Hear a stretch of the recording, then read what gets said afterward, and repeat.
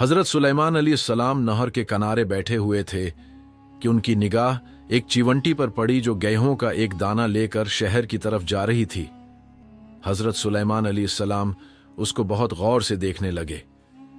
जब चिवंटी पानी के करीब पहुंची तो अचानक एक मेंढक ने अपना सिर पानी से निकाला और अपना मुंह खोला तो ये चिवंटी अपने दाना के साथ उसके मुंह में चली गई।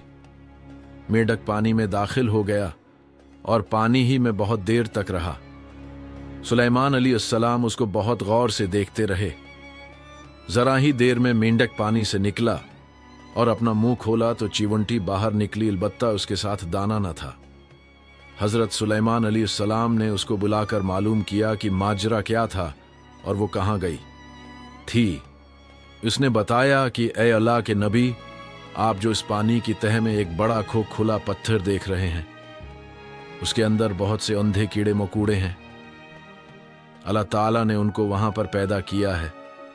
वो वहां से रोजी तलाश करने के लिए नहीं निकल सकते। अल्लाह ताला ने मुझे उसकी रोजी का वकील बनाया है। मैं उसकी रोजी को उठाकर ले जाती हूं और अल्लाह ताला ने उस मेंढक को मेरे लिए मुसख्खर किया है ताकि वो मुझे लेकर जाए। उसके मुंह के अंदर होने की वजह से पानी मुझे नुकसान नहीं पहुंचाता। वो अपना मुंह बंद करके पत्थर के सुराख के सामने खोल देता है।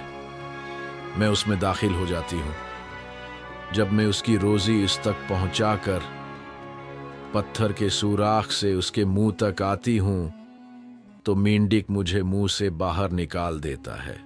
हजरत सुलेमान अलैहिस्सलाम ने कहा, क्या तूने उन कीड़ों की किसी तस्बीह को सुना?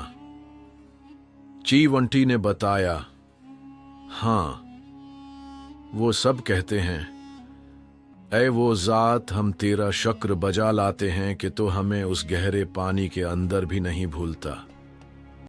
क़िससुल अंबिया।